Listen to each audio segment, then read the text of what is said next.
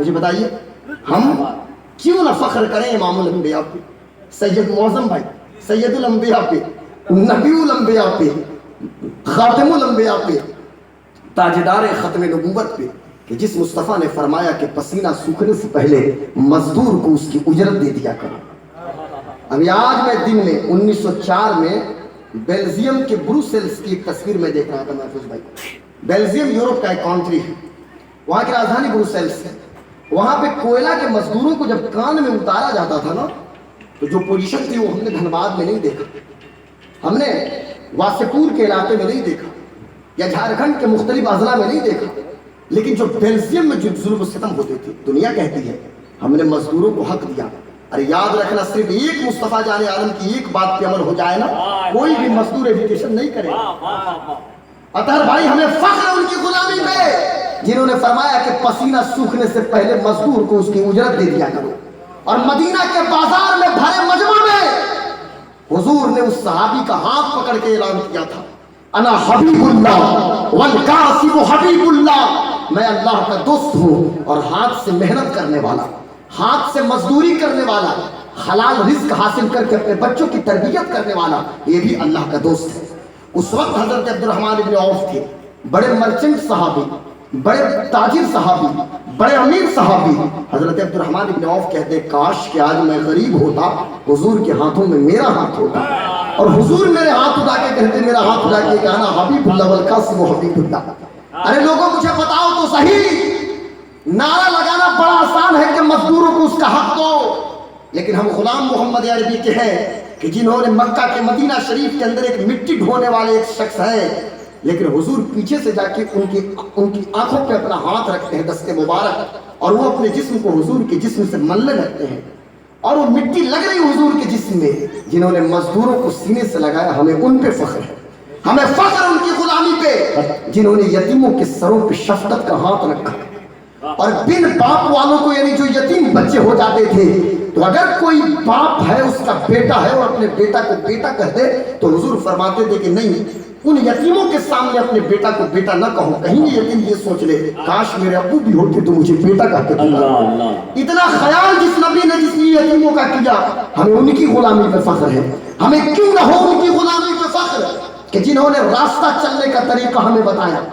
دنیا کہتی ہے کہ ٹریفک نظام ہم نے دیا، always keep at the left کا نعرہ دنیا لگاتی ہے، لیکن مجھے کہنا دیا جائے ٹریفک نظام اور سڑکوں کا ادب کسی نے بتایا تو محمد عربی صلی اللہ علیہ وسلم نے بتایا۔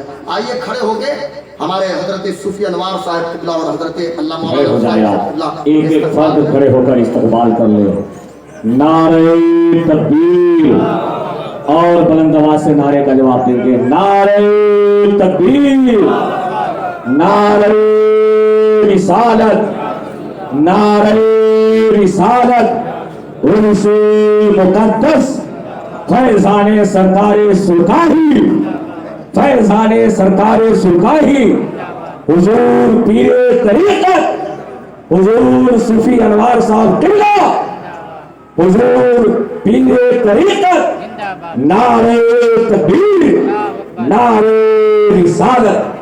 آپ دیکھ رہے ہیں کہ آج کے عرس کے صاحب سجادہ، اللہ اکبر، میں اس اتنی بہت زیادہ تو میری عمر نہیں ہوئی، پھر بھی بہت ساری خانقاہوں میں میرا آنا جانا ہوا ہے، بحیثیت خطیب بھی اور بحیثیت متعلم جب طالب علم تھا اس وقت بھی میں جاتا تھا، اور اب مدعو بھی کیا جاتا ہوں تو جاتا ہوں، لیکن پیر صاحب قبلہ سے اس وقت ملاقات ہوتی ہے جب میں گاڑی میں بیٹھتا ہوں صلاۃ والسلام کے بعد رخصت ہونے کے لیے یا تقریر کے بعد۔ لیکن آج ماشاءاللہ ہم نے ایسے پیر کو دیکھا، حضور دادا تیز علی شاہ رحمۃ اللہ کا غلام اس وقت موجود ہے ہمارے سامنے، اللہ اکبر، ان کے فیض یافتہ موجود ہے، سبحان اللہ ماشاءاللہ، سرکار بگہی کے فیض یافتہ۔ میں تو دیکھا میں نے کہ جو بھی موجود ہیں، عالم ہو غیر عالم ہو عوام ہو، سب کو دیکھ رہے ہیں کہ کون کھانا کھایا نہیں کھایا، جو زائرین آئے ہیں حاضرین آئے ہیں، یہ نہیں کہ تم چلو جلسے بیٹھنے پہلے آ کے کھانا کھا لو، بابو آپ نے ناشتہ کیا کہ نہیں، یہ اخلاق، اللہ اکبر، اسی اخلاق، ایسی ہی اخلاق کے حامل پیران اعظام اگر ہماری خانقاہوں میں ہوں گے تو یقیناً مریدین کے قلوب کا تزکیہ تو ضرور ہوگا، یقیناً ہم راہ راست آ جائیں گے۔ اللہ ہمارے حضرت کو سلامت رکھے۔ ایک طرف میری طرف موجود ہیں اور دوسری طرف آپ دیکھ رہے ہیں یہ خانقاہ صوفیہ کے صاحب سجادہ حضرت صوفی انوار تیجی صاحب قبلہ مقدس اللہ علی، اللہ اکبر، ان کی سادگی پہ ہزاروں رنگ کو آپ قربان کر دیں، سبحان اللہ۔ اتنے سادے ماشاءاللہ، اللہ ان کو سلامت رکھے. تو اگر اجازت ہو تو تھوڑی دیر گفتگو. ماشاءاللہ تو بات یہ چل رہی تھی، ہمیں فخر ہے ان کی غلامی پہ الحمدللہ عز و جل، جس مصطفیٰ جان عالم سرور کائنات نے بیواؤں کی عزت و آبرو کی بات کی ہے. ہمیں فخر ان کی غلامی پہ کہ جنہوں نے ماؤں کے قدموں کے نیچے لا کے جنت کو رکھ دیا، اور حضور نے فرمایا الجنت تحت اقدام امہاتکم، جنت تو تمہاری ماؤں کے قدموں کے نیچے ہے.